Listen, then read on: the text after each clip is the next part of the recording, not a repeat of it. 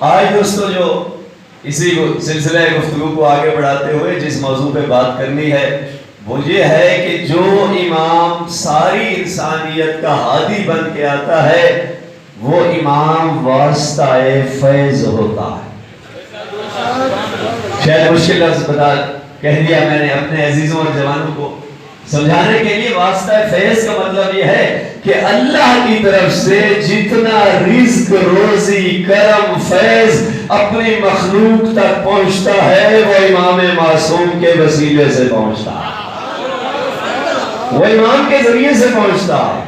اس لیے کہا گیا ہے کہ اگر ایک لمحے کے لیے حجت خدا اس دنیا سے اٹھ جائے تو یہ سارا نظام تباہ و برباد ہو جائے گا.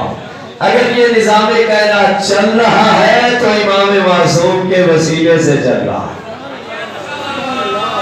اللہم صلی علی توجہ ہے آپ کی.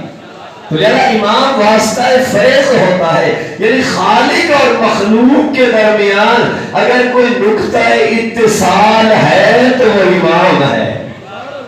خالق سے مخلوق تک جو فیض پہنچتا ہے وہ بھی امام کے ذریعے سے, اور اگر مخلوق سے خالق تک عبادات پہنچتی ہے تو وہ بھی امام معصوم کے ذریعے سے. امام ایک رابطہ ہے خالق اور مخلوق کے درمیان, عبد اور معبود کے درمیان. تھوڑا سا میں ذرا مثال سے اور واضح کر دوں, بعض اوقات ممکن ہے یہ اصطلاحیں تمام لوگوں کی سمجھ میں نہ آئے. یہ مثال دیتے ہیں, یہ جو بلب آپ کے سامنے چل رہا ہے, اگر یہ بلب مجھے نہیں معلوم یہ 100 وولٹ کا ہے 200 کا ہے, اگر ڈائریکٹ اس بلب کو ٹرانسفارمر کے ساتھ جوڑ دیا جائے کیا خیال ہے یہ بلب جلے گا؟ پھٹ جائے گا, نہیں جلے گا. کیوں؟ اس لیے کہ جتنی زیادہ مقدار میں اور جس تیزی کے ساتھ بجلی آتی ہے اس بلب میں اتنی کیپیسٹی نہیں ہے, ظرفیت نہیں ہے, یہ اس کو برداشت نہیں کر سکتا. بس یہی سمجھ لیجئے جتنی تیزی سے اور زیادہ مقدار میں خدا کا فیض آتا ہے ہم اور آپ ڈائریکٹ لینے کی ظرفیت نہیں رکھتے. اس لیے درمیان میں اللہ نے امام کو قرار دیا ہے جو سب کچھ اپنے سینے میں لیتا ہے پھر مخلوق تک منتقل کرتا ہے.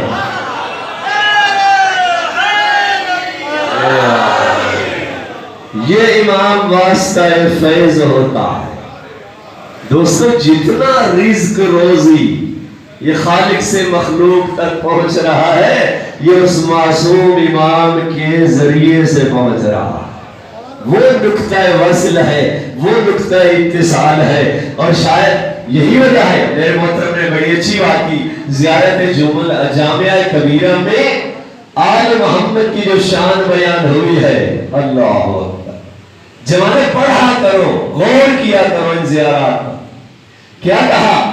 فرمایا گیا معصوم کا کلام ہے جامعہ کبیرہ زیارت. فرمایا بیمن ہی رزق الورا, کہ مولا آپ کے صدقے میں مخلوق کو رزق مل رہا ہے. وَبِوُجُودِ ہی ثَبَتَتِ الْأَرْضُ وَالسَّمَاءُ, اے مولا آپ کے وجود برکت کی وجہ سے یہ آسمان بھی اپنی جگہ پر قائم ہے, زمین بھی اپنی جگہ پر قائم ہے. یہ سارا نظام کائنات اگر چل رہا ہے تو امام معصوم کے وسیلے سے چل رہا ہے. توجہ ہے حضرات کی. بس امام واسطہ فیض ہوتا ہے. آپ کے ذہن میں ممکن ایک سوال آئے کہ بھئی اللہ تو علی کل شیء قدیر ہے, وہ تو قادر مطلق ہے, وہ ڈائریکٹ بھی روزی دے سکتا تھا, وہ ڈائریکٹ بھی فیض پہنچا سکتا تھا, یہ کیا وجہ ہے اللہ نے درمیان میں ایک واسطہ کیوں قرار دیا؟ توجہ ہے حضرات, یہ اللہ کو کیا ضرورت پڑی ہے درمیان میں ایک واسطہ بنانے کی؟ وہ تو اللہ کل شیء قدیر ہے. بھئی اللہ نے خود قرآن میں فرما دیا ہے, کیا فرمایا؟ قل هو اللہ احد. آئے آئے آئے بدن میں پہنچا پائے ہیں یا نہیں؟ قل هو اللہ احد.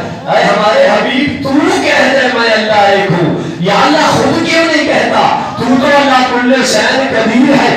شاید اللہ یہی کہے کہ میں اللہ کل شیء قدیر ہوتے ہوئے جب اپنی توحید کا پیغام بغیر وسیلے کے پہنچانا گوارا نہیں کرتا, قبول کر لوں گا.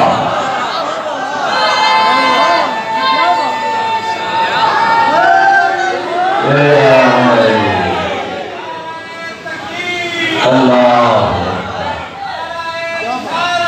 یا رسول اللہ.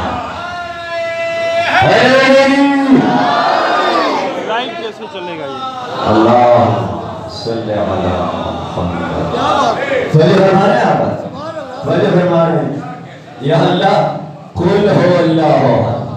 اللہ نے کہا ہے میرے حبیب محمد مصطفیٰ صلی اللہ علیہ وسلم آپ کہہ دو کہ وہ اللہ ایک ہے. یا اللہ تو علی کل شیء قدیر ہے. تو ڈائریکٹ بھی ایسی آواز پھیلا سکتا تھا دنیا میں, ہر انسان اپنی زبان میں سمجھ جاتا کہ اللہ ایک ہے. تجھے تو وسیلے کی ضرورت نہیں ہے, تو اللہ کل شیء قدیر ہے. تو دوستو اللہ کا نظام ایسے ہے کہ اللہ نے اس نظام کائنات کو چلانے کے لیے وسیلوں کا سہارا لیا ہے, وسیلوں کا سہارا لیا. اس لیے اللہ نے قرآن میں کیا فرمایا, یا ایھا الذین آمنوا اتقوا اللہ وابتغوا الیہ الوسیلہ. کیا ایمان والو اللہ کا تقوی اختیار کرو اور مجھ تک پہنچنے کا وسیلہ تلاش کرو, ڈھونڈو. اللہ نے نہیں کہا وَاجْعَلُوا إِلَيْهِ الْوَسِيلَةَ کہ مجھ تک پہنچنے کا وسیلہ بناؤ. نہیں, بنانا میرا اور آپ کا کام نہیں ہے, بنانا اللہ کا کام ہے, ڈھونڈنا ہمارا کام ہے. اللہ